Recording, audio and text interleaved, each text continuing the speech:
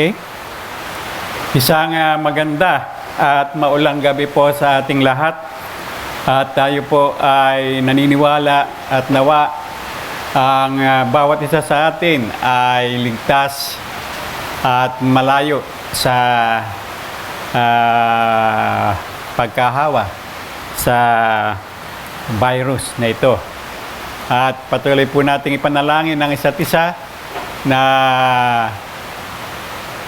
bago matukmalasan ang bakuna, nawa ay walang isa man sa atin sa Lighthouse Christian Church ang magpapositibo sa COVID-19. At tayo po ngayon ay dadako sa pag-aaral ng salita at pananalangin. Wala po tayong taga-awit ngayon sapagkat siya po ay mayroong mahalagang nilalakad at nag-ano po siya kanina na hindi raw hindi siya makarating.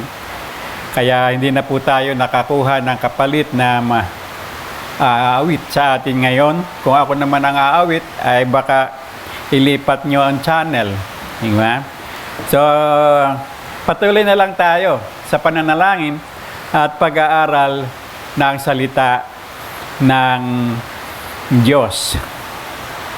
At bilang panimula, basahin po natin ang Roma 8 verses 31 to 33. At ganito po ang sinasabi. Ano pa ang masasabi natin kung nasa panig natin ang Diyos? Sino ang makakalaban sa atin? Kung kahit na ang sarili niyang anak ay hindi niya pinagkait, kundi ibinigay niya para sa atin, hindi kaya niya ibibigay sa atin ng buong sagana ang lahat ng bagay? Kalakip ni Kristo. Sino ang makapaghaharap ng anumang sakdal laban sa mga hinirang ng Diyos? Pinawalang sala na tayo ng Diyos. Napakaganda pong katotohanan na tayo ay nasa pangangalaga ng Diyos. At wag lamang po nating ipagkamali na ang ibibigay ng buong sagana ay huwag nating isipin na ito ay puro material na bagay na lamang, lalo na pinansyal na pangangailangan natin. Ang kaligtasan po o pag-iingat na ginagawa ng Panginoon sa mga tinawag niya tayo ng mga sumampalataya sa Kanya ay kalakip po doon yung sa buong maghapong pagliligtas niya sa atin sa panganib. Sapagkat tayo po ay patuloy na inilalagay sa panganib ng ating kaaway, ang dyablo. Kaya hindi natin alam kung paano tayo inililigtas ng Panginoon sa bawat sandali na ganoon. So, kaya marapat lamang na tayo ay laging magpasalamat sa bawat araw. Ang halimbawa po ng mga hindi natin nakikita, yung bang naglalakad ka sa karsada, parang bigla kang masasagasaan o mababangga. Diba? O merong nagkabanggaan, hindi ka nahagip. Diba? Mga ganon, hindi, mga ano yun. O nakaupo ka sa isang upuan, bigla ka lang tumayo at umalis. Pag tayo mo, may bumagsak na sanga ng puno doon sa mismo kinatatayuan mo. Hindi po yun mga nagkataon lamang. Ito po ay mga kilos ng Panginoon ng pagliligtas sa kanyang mga hinirang. Kaya ang lahat pong sandali ay dapat ipagpasalamat natin sa Diyos. At yun po, bigyan nating isang malaking kalakasan po natin yung huling sinabi. Pinawalang sala na tayo ng Diyos. Kaya kung sino man ang mag-aakusa sa atin ng mali, huwag po tayong malungkot. Ang Diyos po ang bahalang magtanggol sa atin. Okay? So tayo po ay sandaling manalangin. Pay naming Diyos ang makapangyarihan, sa gabing ito kami po ay nagpapasalamat sa pagkakataon na ginawa mo upang ipagpatuloy, Panginoon, ang gawaing ito. At ang patnubay mo, Panginoon, ang patuloy naming hinihiling sa pag-aaral namin ng iyong salita.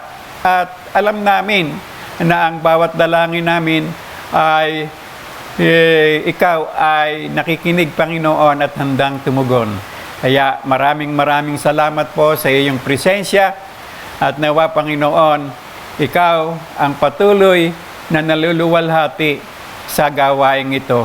Muli, purihin ka, O Diyos, sa pangalan ni Jesus.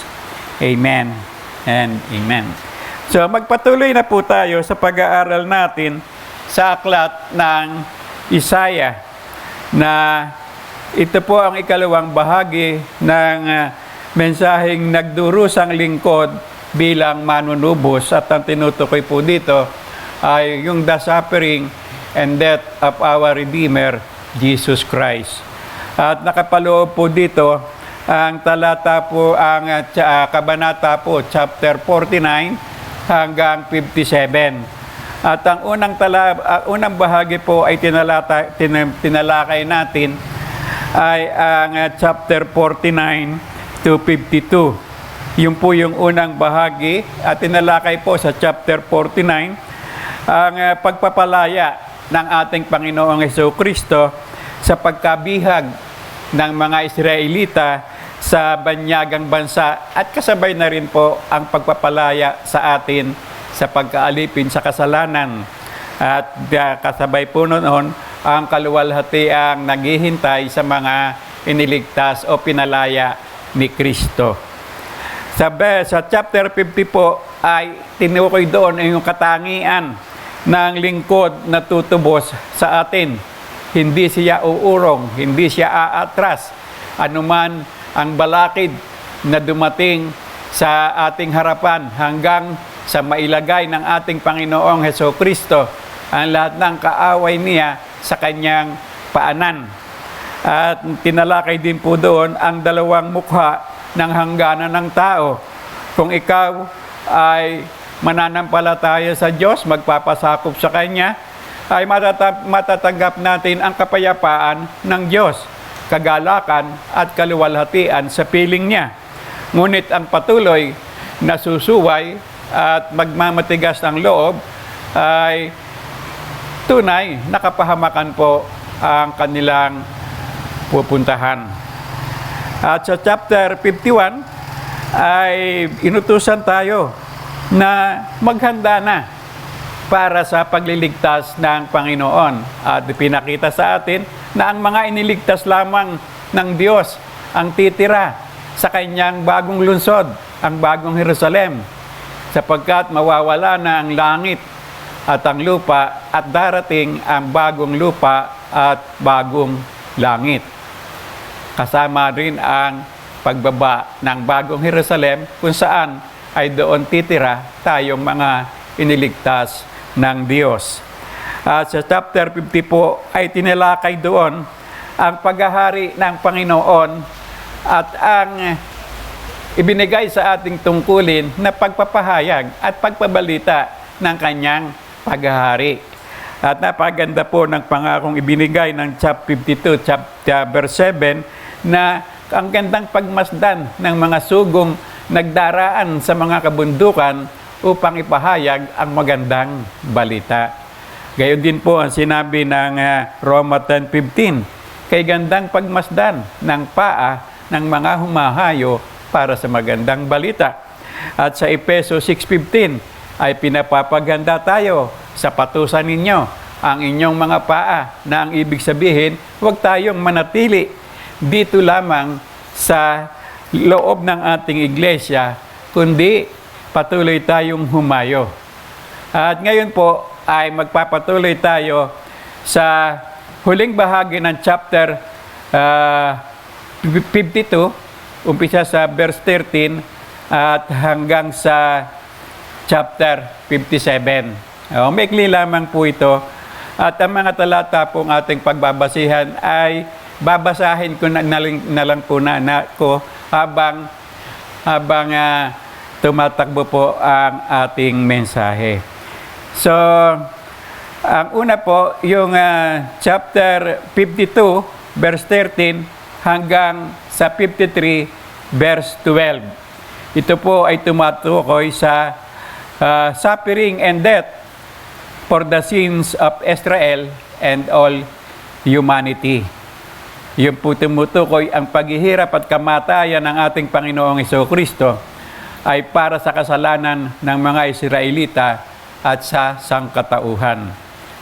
At umpisa po sa talatang 14 ng verse 52 hanggang 53 verse 10 ay tumutukoy po sa ang paghihirap, His suffering and death brings salvation. Okay, sa 52:13 verse 13 to 15 ay sinasabi doon na kayang tapusin, matatapos ng lingkod ng Panginoon ang kanyang misyon at itataas siya, pararangalan ang kanyang pangalan, habang ang sangkatauhan naman ay tahimik na pinagmamasdan ang kanyang bugbog at madugong katawan. So tatalakay na po tayo sa chapter 33 verse 1 to 3 at ito po ay ang pag-alipusta sa lingkod. So itinuring po siyang baliwala, walang kwenta, sapagkat dahil po sa kanyang mababang pinagmulan. So itinakwil siya dahil sa kanyang mensahe, ako ang anak ng Diyos, ako ang sugo, diba? So itinakwil po siya ng kanyang bayan at nasanay po siya sa hirap at kalungkutan dahil nga sa kanyang misyon. At hindi ito nauunawaan kaagad ng mga tao. Sino ang mag-aakala na ang isang hindi naman kagandahan at walang kaakit-akit na katangian ang siyang pinili, ang siyang sinugong tagapagligtas ng sangkatauhan. So kung ikaw ay naroon sa panahong naghihirap ang ating Panginoong Jesucristo at makikita mo ang kanyang ayos, wala siyang kalaban-laban, iisipin mo ba na talagang siya nga ang tagapagligtas ng mga tao sa kanilang mga kasalanan? So, hinamak po siya sapagkat siya ay nabuhay sa mababang pamilya, sa mababang kapaligiran. At wala talagang makikitang kaakit-akit na katangian upang siya ay lapitan. Salamat na lamang sa kagandahang loob ng Ama na sinasabi sa John 6:44. Sabi, walang makalalapit sa akin maliban sa mga pinalalapit ng Ama, at muli ko siyang bubuhayin sa huling araw. So yan po ang sinasabi. Kaya ang makikita natin dito, darating ang panahon na ang mga lumilibak sa Kanya ay makakaunawa sa kasamaang nagawa nila at sila ay lalapit sa Panginoon na nagsisisi at nagtitiwala. Yun po ang kabuuan ng 53 verses 1 to 3.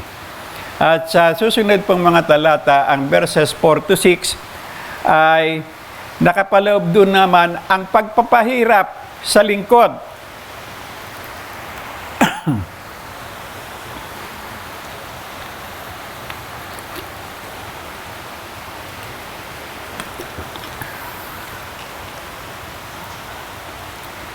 Katawan niya ay sinugatan, at habang siya ay pinarurusahan sa kasalanan ng sangkatauhan, marami sa mga nagnamamasid ang naniniwala na nahihirapan siya, pinagtitiisan niya ang hirap dahil sa kanyang pansariling paninindigan at simulain.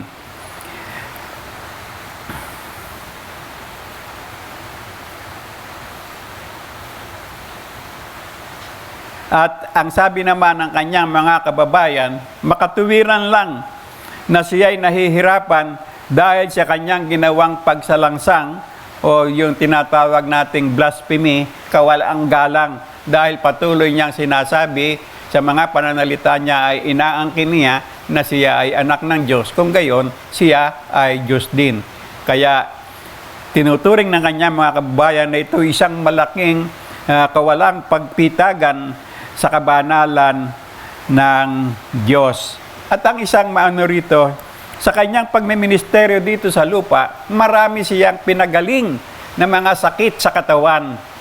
Pero sa pagkakataong ito, hinayaan niya na ang buong katawan niya ay masugatan hanggang sa kamatayan upang ipakita na ang pagkamatay niya ay hindi dahil sa ating mga sakit at karamdaman sa katawan, kundi para lunasan, para iligtas ang kaluluwa ng mga nagkakasala. Ang sabi nga ng verse 6, ang sabi ay ganito, tayong lahat ay parang mga tupang naligaw. Bawat isa sa atin ay gumawa ng nais nating gawin, pero siya ang pinarusahan ng Panginoon ng parusang dapat sana ay para sa lahat. So, anong tinutukoy na lahat? Sino ang lahat? So, lahat. Lahat tayo. Lahat tayo ay nangangailangan ng tagapagligtas. At lahat tayo ay inaalok ng Diyos ng kanyang kaligtasan. So, lahat. So, isang patunay lamang na ang mga sugat na kanyang tiniis ang maghahatid sa atin sa napakagandang kalagayan. Sang-ayon sa kung paano natin tinitingnan ang katotohanan ng kanyang paghihirap. Kung tayo ay naniniwala at sumasampalataya na ito ay dahil sa ating mga kasalanan, maganda ang kalalagyan natin. Pero kung ito ay patuloy nating babaliwalain at magpapatuloy tayong umasa sa ating sariling talino at kakayahan, hindi maganda ang kalalagyan natin. So, yun po ang sinasabi ng talatang 4 hanggang 6 at sa 7 po hanggang 9 ay ang pagpaslang sa lingkod. Hindi niya tinangkang ipagtanggol ang sarili. Hindi man lang siya nagsalita, tumutol o dumaing. Kusa niyang tinanggap ang parusang dapat ay tayo ang tumanggap. Para siyang kordero na dadalhin sa katayan. Yung tupa po, kordero po ay isang katawagan sa tupa. Kaya nga po ang sabi ni Juan Bautista, nung makita niya siya na dumarating sa Juan 1:29, ay ganito, masdan ninyo ang kordero ng Diyos na nag-aalis ng kasalanan ng sanlibutan. Tumutukoy po talaga na ang ating Panginoong Jesucristo ang mag-aalis sa kasalanan ng mga tao sa buong mundo. So sa nagdaang mga siglo, mula pa sa tinatawag ay simula pa noon ay pinapatay na bilang handog sa kapatawaran ng mga kasalanan ang tupa. Kaya katulad ng Passover, yung paglampas, yung ginawa ng Diyos na paraan para maligtas ang mga panganay na anak na lalaki ng mga Ehipto, kung saan sila ay alipin para maligtas ang mga panganay ng mga Israelita, ay nag-utos siya na pumatay ng mga tupang malinis at ang dugo nito ay ipahid sa hamba ng kanilang mga pintuan at bawat may ganong tanda ay lalampas doon yung tinatawag na anghel ng kamatayan ng Panginoon. So siya po yung tinatawag na Passover Lamb.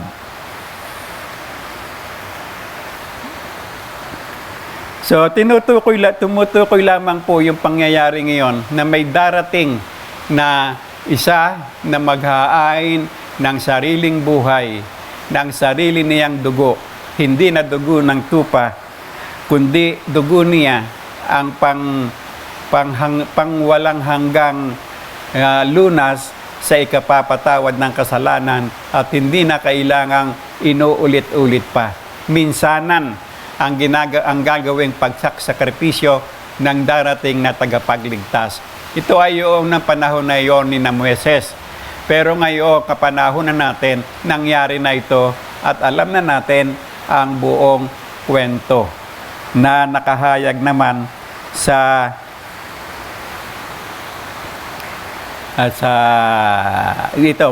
bagong tipan. Okay, sa verse 9 po ng chapter 33, kahit na wala siyang ginawang kasalanan at anumang pandaraya, inilibing siyang parang isang kriminal. Inilibing siyang kasama ng mga mayayaman. So alam natin na siya ay pinatay na parang isang kriminal sa pagitan ng dalawang magnanakaw. At alam naman natin na nung siya ay mamatay, ay kinuha ang kanyang bangkay ng si Joseph of Arimathea na lihim niyang member po ito ng Sanhedrin kasama si Nicodemus na lihim na tagasunod ni Jesus. Kasi kung may ibubulgar nila yon ay baka matanggal sila sa Sanhedrin, ang isa pong mataas na kapulungan nung panahon na yon. At ito po si Joseph ay isang mayaman. Kaya tama lang na siya ang tinutukoy. Lahat ng detalye po ng kanyang pagdadaanan ay nakatukoy po dito sa chapter na ito, Isaiah 53. At hindi natin maaaring ipagkamali na hindi ito ang Panginoong Hesukristo. Sapagkat ang pinakasimpleng bagay ay kasama dito. Inilibing siyang kasama ng mga mayayaman. Kasi ang may-ari po ng pinaglibingan niya ay yung si Joseph of Arimathea na isang mayaman. So, ang mga pinakasimpleng detalye po ay malinaw na tumutukoy sa paghihirap at kamatayan ng ating Panginoong Hesukristo. At dadako naman po tayo sa verse 52. At ito po naman ay ang pagpaparangal sa lingkod. Tumutukoy po ito sa kanyang muling pagkabuhay, pag-akyat sa langit, at pagpaparangal. His resurrection, ascension, and exaltation. Sinabi ng Panginoon na aking lingkod, na ang aking lingkod ay magtatagumpay, magiging tanyag siya at pararangalan. Yun po yung 52 verse 13. At sa 53 po verse 12 ay ito naman ang sinasabi. Dahil dito, pararangalan ko siya katulad ng mga taong tanyag at makapangyarihan dahil ibinigay niya ang buhay niya. Ibinilang siya na isa sa mga makasalanan, nagdusa siya para sa maraming makasalanan at hiniling pa niya sa Diyos na sila'y patawarin. Ito ang sinasabi ng Lucas 23:34 noong siya ay nakapako sa krus, ang unang winika ng ating Panginoong Hesukristo, Ama, patawarin mo po sila sapagkat hindi nila nalalaman ang kanilang ginagawa.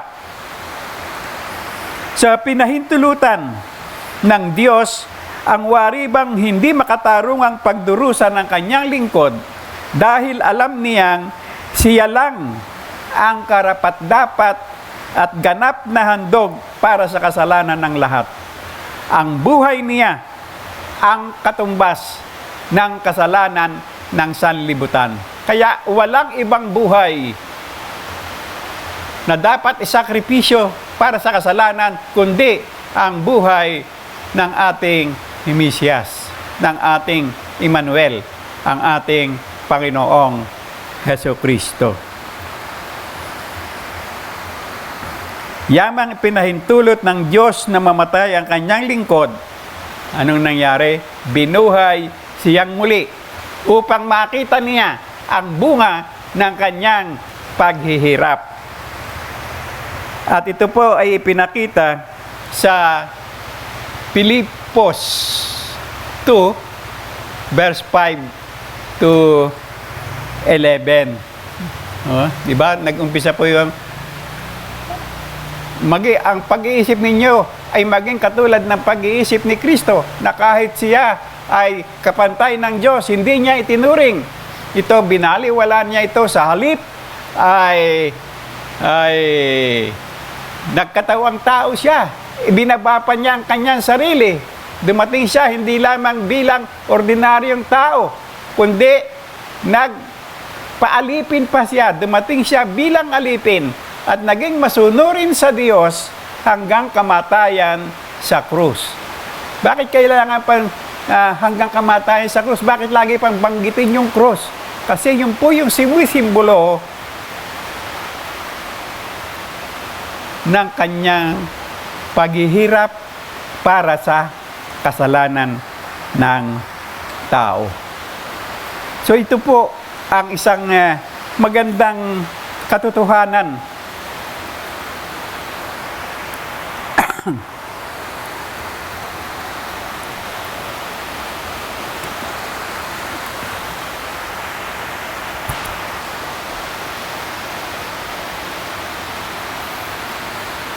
Siya ang tumanggap ng makatuwirang paghatol ng Diyos laban sa kasalanan, at sa lalim ng kanyang pangungulila, nag-iisa na lang siya sa krus, iniwan siya ng kanyang mga alagad, tinututya siya, tinutulig siya, kinukutya ng mga taong nakakakita sa kanya, maliban sa ilang nasa sa kanyang paanan, ang kanyang ina at ang mga kasama niya, kasama ang Apostol Juan, na siya pinaghabilan niya sa kanyang ina na noon ay matanda na. Kaya't nasabi niya nung panahon na yon, Diyos ko, bakit mo ako pinabayaan?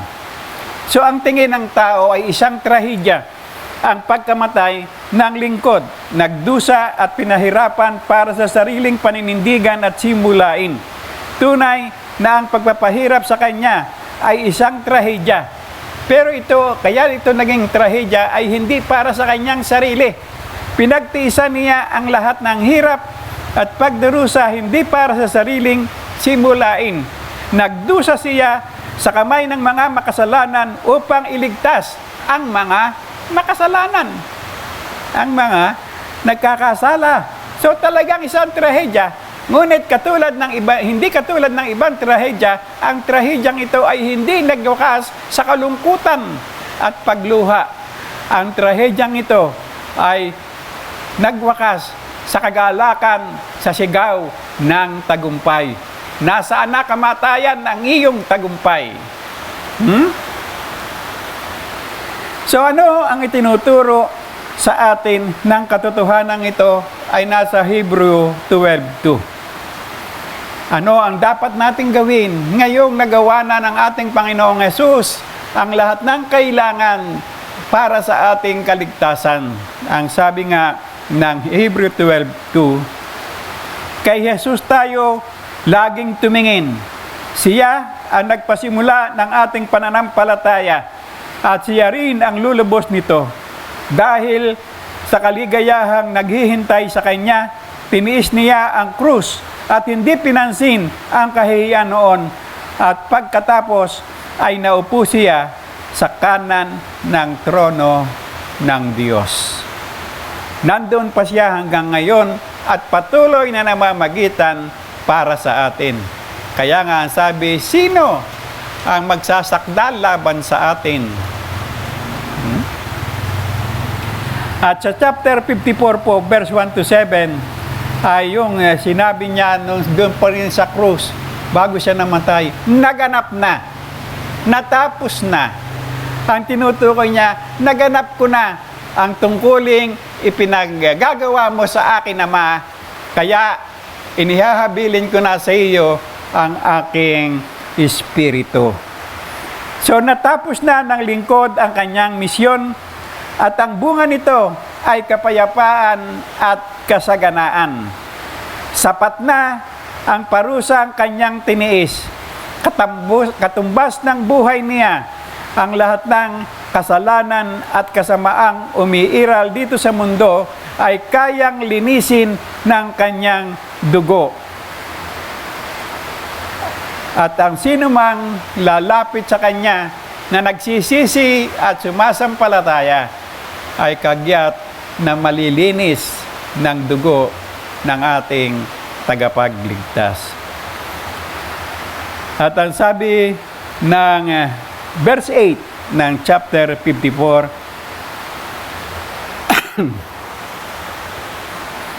dahil sa bugso ng galit ko sa iyo, iniwan kita sandali, pero dahil sa aking walang hanggang pag-ibig sa iyo, kaaawaan kita.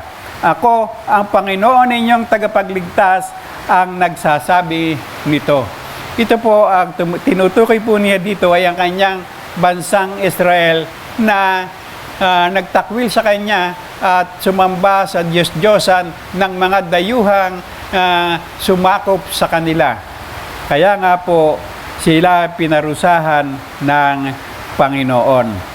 At ang verses 9 to 10 po ay tumatalakay lamang doon sa katapatan ng Panginoon.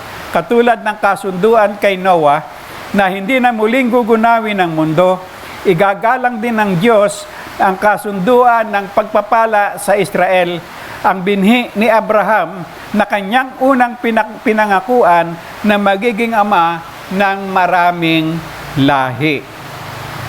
At makikita po sa tinutukoy lang ng chapter 11 to 17 na makikita ng mga mamamayang magbabalik mula sa pagkabihag sa banyagang bansa, makikita ang maliit na bahagi ng bunga ng kanyang ginawa at makikita nila ang kalubusan ng gawa ng lingkod pagdating ng tinatawag na panahon ng millennium.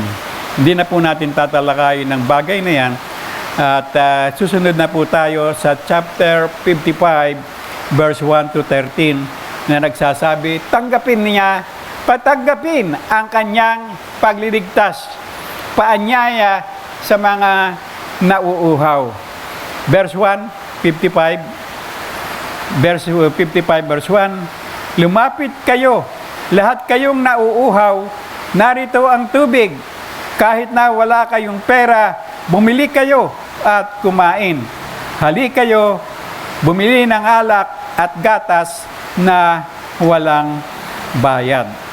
Ang tanging kailangan lang sa paglapit sa Diyos ay matinding uhaw sa kanyang kapatawaran. Ang sabi nga ni Jesus sa Juan 37 to 38, lumapit sa akin ang nauuhaw at uminom, sapagkat wika nga ng kasulatan, agos ang bukal ng tubig mula sa loob ng taong sumasampalataya sa akin.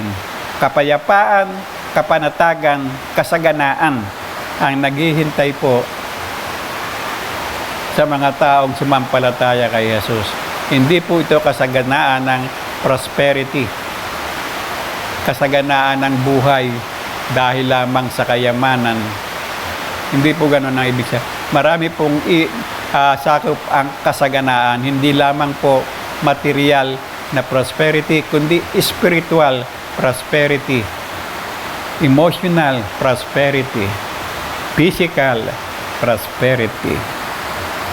Hindi na po kailangang i-claim ang isang bagay para mapasa iyo. Ang sabi, lumapit na tayo sa Panginoon habang malapit pa siya. Kalimutan na ang gawaing masama at magbalik loob sa Panginoon nang makamtan ang kapatawaran.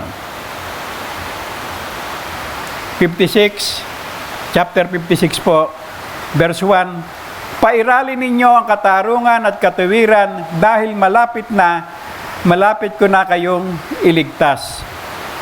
Ang tumutukoy po ito sa pagpapala sa mga nagbabalik loob. Ito po yung sinasabi ko kanina, kasaganaan, kapayapaan, kapanatagan. Ang sabi, ang kaligtasan po ay laging may naiiwang pananagutan sa atin upang mamuhay tayo ng matuwid.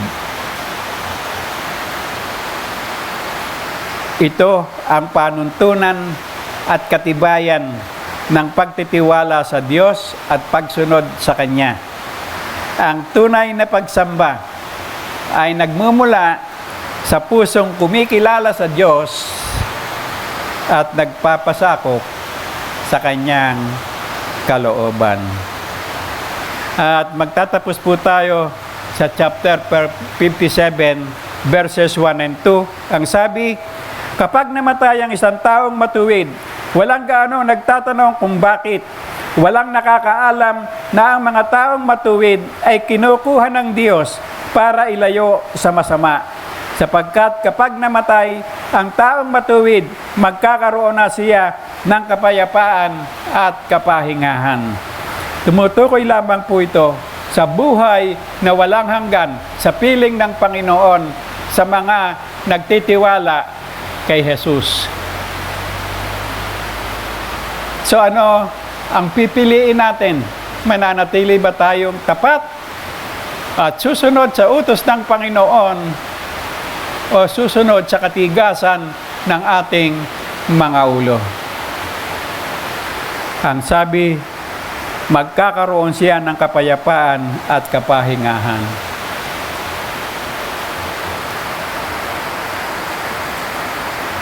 Marahil ay sapat na ang katotohanan na ating nalaman ngayon upang tayo ay tunay na magpasya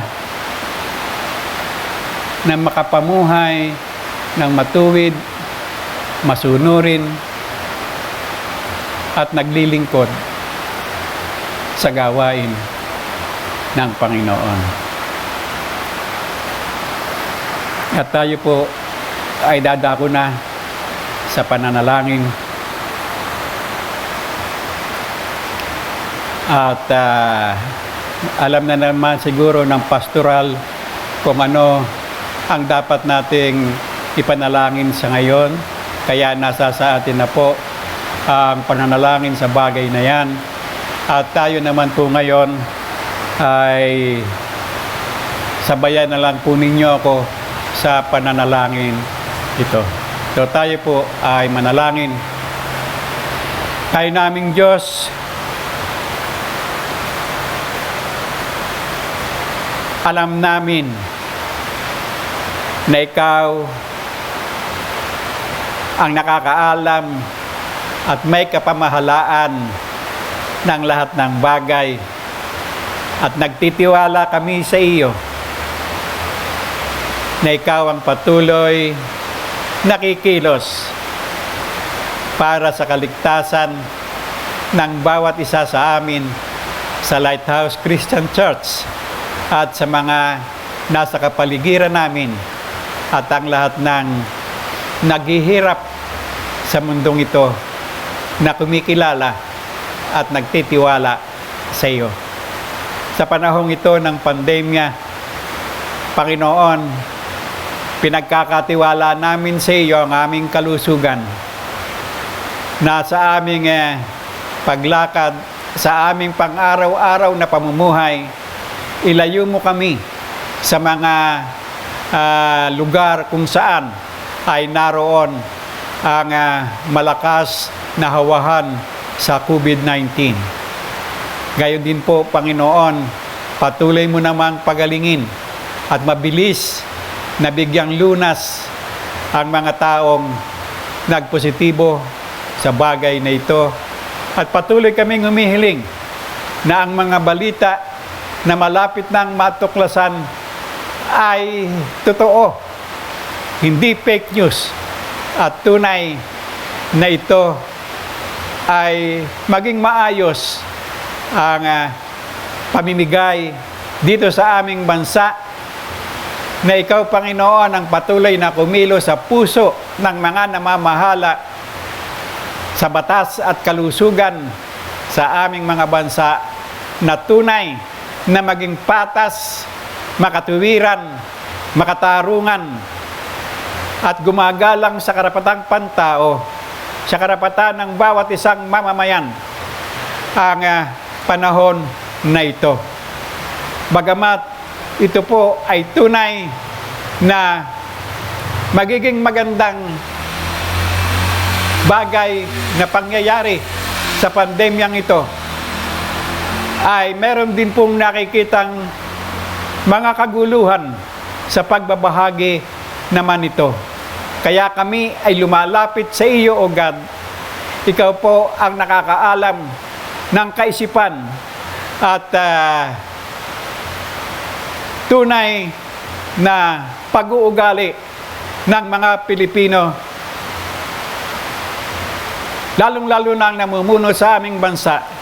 Kami, Panginoon, ay lumalapit sa tulong mo na ikaw ang makasama nilang mamahala sa pagsasaayos ng mga bakunang ito. Manatili ang kapayapaan mo at ikaw, Panginoon, ang Diyos ng kaayusan. Naniniwala kami na matatagpusan namin ang pandaigdigang krisis na ito, na maayos ang aming kalusugan. Kaya maraming salamat, Panginoon, at patuloy naming inilalapit sa iyo ang aming mga kapatid nagdurusa sa kanilang malulubhang kalamdaman. Kami, Panginoon, ay naniniwala. Hindi na namin kailangan banggitin pa isa-isa kung sino man sila. At na patuloy na nadadagdagan, Panginoon, ang mga may sakit na aming mga ipinapanalangin. Kaya, Panginoon, patuloy mo kaming turuan kung paano tunay na magtiwala, lumapit, sumampalataya at humingi ng tulong sa iyo. Hindi sapat ang aming paniniwala, pananalig na kaya mo kaming pagalingin, kundi turuan mo rin kami sa mga pamantayan mo, Panginoon, upang maging mabilis ang pagkilos ng pagpapagaling mo sa bawat isa sa amin. Inilalapit ko ito sa iyo, Panginoon, sapagkat alam namin na walang malubhang karamdaman na hindi mo kayang lunasan kung kalooban mo. Kaya ang dalangin namin, Panginoon, maging kalooban mo nawa ang kagalingan ng bawat miyembro at ng mga ipinapanalangin namin sa iyo, Panginoon. Maraming salamat po. Patuloy naming inilalapit sa iyo ang kalakasan, pagtitiyaga, pagtitiis at maayos na kaisipan ng aming mga health workers, ng mga volunteers na kumikilos sa kaayusan na at pagsasaayos ng COVID-19. Kaya, Panginoon, ikaw po ang patuloy na umalalay sa kanila. Ikaw po ang patuloy na mag-ingat sa kanila. At ikaw ang patuloy na mag-provide ng kanilang mga pansariling kailangan. Gayon din po, Panginoon, patuloy mo pong bigyan ng kaalaman ang mga nasa linya ng pananalapi sa aming bansa. Patuloy nawa silang maging kasangkapan sa pagpapabilis na pagbangon ng aming ekonomiya. Kaya, Panginoon, ang lahat ng ito ay sa iyo namin ipinagkakatiwala at sapagkat wala namang ibang Diyos na buhay na may kapamahalaan sa lahat ng bagay, may kapamahalaan sa lahat ng dako at walang bagay na nalilingid sa iyo. Kaya marapat lamang na ipagkatiwala namin sa iyo ang lahat. At alam namin na sa panalangin ito'y tinutulungan kami ng banal na Espiritu. At ang iba pang bagay na hindi namin nasabi ay ang banal na Espiritu ang lumuluhog sa iyo. Kaya maraming salamat, Panginoon, sa napakagandang katayuang binigay mo sa amin na kami ay hindi lamang nakakatawag sa iyo sa pangalan ng aming tagapagligtas na si Jesus, kundi tinutulungan pa rin kami ng iyong banal na Espiritu kung ano ang nararapat naming sabihin, kung paano kami nararapat dumulog sa iyo. Kaya sa katotohanan ito, Panginoon, kami naniniwala na kumpleto na ang aming idinalangin sa iyo at ikaw, Panginoon, ay naghahanda ng kumilos at tumugon sa bagay na ito sang-ayon sa iyong kalooban. At katulad ng ating Panginoong Jesucristo nang siya'y manalangin sa iyo. Hindi ang kalooban namin ang maghari, kundi ang sa iyo ang maumiral, Panginoon. Muli, maraming salamat po, Panginoon. Sa pangalan ni Jesus, ito po ang aming dalangin sa iyo. Amen and Amen. Maraming salamat po sa ating lahat.